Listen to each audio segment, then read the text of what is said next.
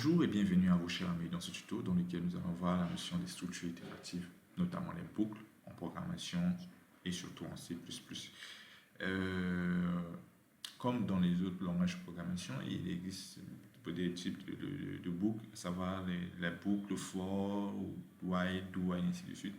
En C++ aussi, on a besoin, du moins ça existe.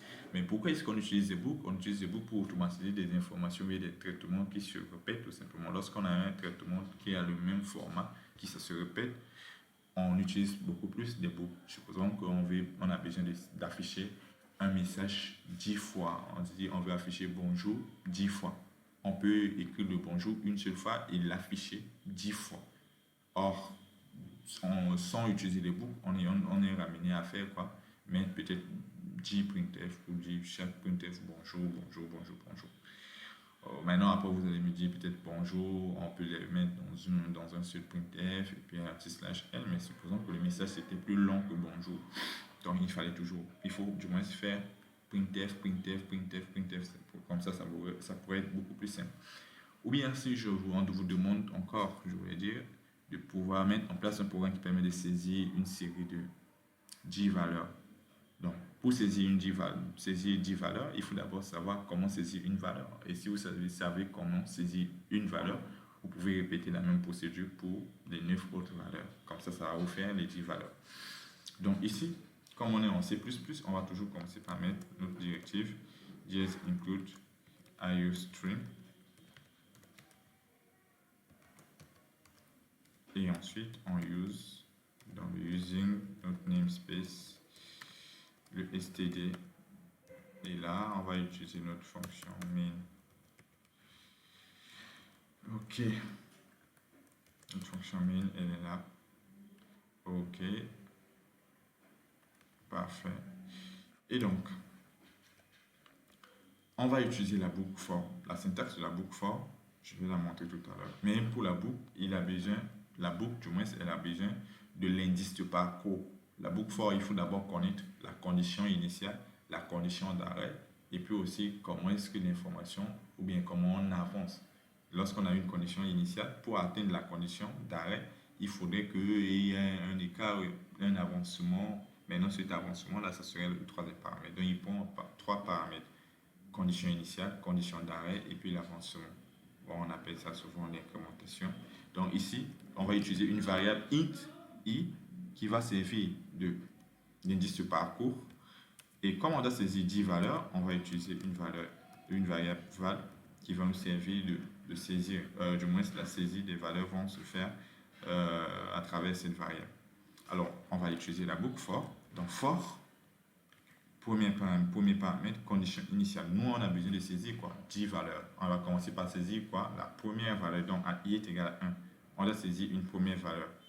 Et maintenant, on a saisi jusqu'à combien de valeurs? Jusqu'à ce que i soit 10, c'est-à-dire pour chaque i, on a saisi une valeur. Quand i est égal à 1, on a saisi une valeur. I est égal à 2, on saisit une autre valeur, ça fait 2 valeurs. I est égal à 3, on saisit une autre valeur, ça fait 3 valeurs, ainsi de suite, jusqu'à saisir 10 valeurs. Maintenant, pour quitter de 1 jusqu'à 10, il faudrait tout simplement avancer le i. Et pour faire cela, on va mettre le troisième paramètre, l'avancement, qui est i++. Donc, on dit i commence à 1 jusqu'à ce que i atteigne 10. Mais comment est-ce que i quitte de 1 jusqu'à 10? Il faut qu'on avance à chaque fois de plus 1, plus 1, plus 1. I++ veut dire tout simplement i est égal, veut dire i++ veut dire i est égal à i plus 1 tout simplement. Donc, on a besoin de saisir 10 valeurs. Pour saisir les 10 valeurs, donc lorsque vous écrivez la boucle comme ça, il faut maintenant ouvrir les accolades. Et maintenant, pour mettre des choses, on va toujours demander d'abord à l'utilisateur de pouvoir saisir entre la valeur numéro. Et on précise le numéro. Le numéro, ça serait tout simplement le i. Et maintenant, voilà. Le numéro serait tout simplement le i. Et lorsqu'on demande la saisie, on doit lui permettre tout simplement la saisie. On va dire quoi? CI. Et on saisit où? Dans la variable val. Donc normalement, ce programme, lorsqu'on l'exécute, qu'est-ce qui se passe? L'instruction qu'on a mis entre les accolades ici vont être répétées tout simplement 10 fois. Parce qu'on quitte de 1 jusqu'à 10. C'est-à-dire que i commence à 1. Et donc, il va venir exécuter ce qui se trouve à l'intérieur des accolades. Après, il va passer à 2. Il va venir exécuter jusqu'à ce qu'il atteigne 10. Il va exécuter cette instruction-là 10 fois. C'est toujours la même instruction, mais qui se répète une fois, qui se répète 10 fois ici, dans notre cas. Donc, à la sortie, on va avoir quoi? Tous ces messages-là. Il nous demande, on aurait déjà saisi les 10 valeurs avant de quitter la boucle for. C'est ça ce qui est bien avec cette boucle. On écrit une seule instruction, mais qui peut se répéter une fois, tout simplement. Donc, si je lance le programme, on va voir qu'il va nous demander, première des choses, il dit entrer la valeur numéro 1. La première valeur, je vais taper 10. Après, il demande entrer la valeur numéro 2. Je vais taper 34. Entrer la valeur numéro 3. 20, la valeur numéro 4. 3, la valeur numéro 5. 5, la valeur numéro 6. 20, la numéro 7. 17, la valeur numéro 8. 12, la valeur numéro 9. 34, la valeur numéro 10.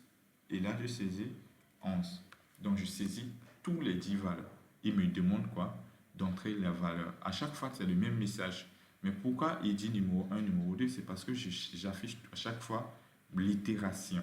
L'itération, à chaque fois, j'affiche tout simplement la valeur. À chaque itération, j'affiche la valeur. C'est-à-dire mon indice parcours. Je l'affiche pour préciser que voilà, je suis à telle itération, telle itération, telle itération. Mais vous voyez qu'il a utilisé tout simplement quoi? Genre le message ou bien les instructions que j'ai mis ici, il les a répétées une fois. Notre n ici est égal à 10, donc il a répété 10 fois ces instructions-là. C'est comme ça qu'il faut faire pour utiliser la boucle for. Il faut d'abord commencer par une condition initiale, c'est-à-dire il faut utiliser la condition initiale, après préciser par genre quand est-ce qu'on doit quitter la boucle, et maintenant dire à partir du moins entre la condition initiale et la condition d'arrêt, comment est-ce qu'on va faire pour atteindre cette condition d'arrêt? C'est ça l'avancement, ou bien ce qu'on appelle l'itération, qu'on va préciser tout simplement dans le troisième paramètre. Alors là, on a juste fait la saisie des valeurs. On pouvait aussi choisir de saisir et d'afficher. Dans ce cas, là, il faut afficher dans la boucle parce qu'on utilise toujours pour le moment la même variable. Il faut savoir que lorsqu'on quitte la boucle, la seule valeur qui sera dans la variable val, ce serait la dernière valeur, c'est-à-dire la 10e valeur qu'on a saisie. Parce que la variable, c'est une variable simple, ce n'est pas une variable qui est un tableau. Donc, on saisit toujours dans la même variable. Mais ces variables, à chaque fois que vous saisissez une valeur, s'il y a une nouvelle valeur qui vient, la nouvelle valeur va venir écraser l'ancienne valeur. Parce qu'on dit d'une variable que la valeur change au cours du programme. Mais à un instant T, la variable ne peut pas prendre plusieurs valeurs. Ça ne peut que prendre une seule valeur. Donc, à l'instant T, la valeur que la variable possède, c'est la dernière valeur que la variable a reçue. Donc, si on doit afficher les 10 valeurs qu'on a saisies, il faut les afficher tout simplement à l'intérieur. Donc, on va dire valeur saisie et entre double quote. Ensuite, on met val. Si on veut afficher les valeurs, il faudrait qu'à chaque fois qu'on saisit les valeurs, qu'on les affiche en même temps. Ce qui fait que lorsqu'on vient, on lance le programme, on va avoir comme résultat, voilà, valeur numéro 1, je tape 12, il me dit la valeur saisie est 12. La valeur saisie est 12, et il me dit entrer la valeur numéro D, ainsi de suite. Pour le moment, voilà, il n'y a pas de retour à la ligne, c'est ce qui fait que ce n'est pas du tout joli. Je ferme et je viens, je mets un underline. Comme ça, ce serait beaucoup plus lisible dans ce qui va nous présenter le résultat. Alors, il me demande la valeur numéro 1, je tape 11.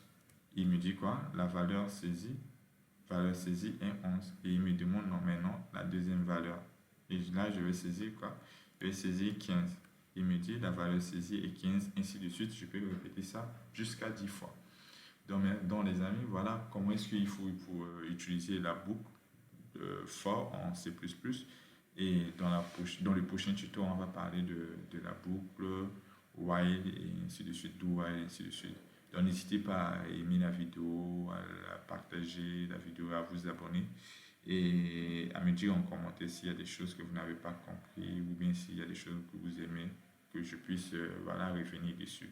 N'oubliez pas aussi, vous avez la possibilité de mettre la vidéo en replay, vous pouvoir bien cerner les notions, du moins les explications que j'ai apportées concernant la notion de cette boucle-là.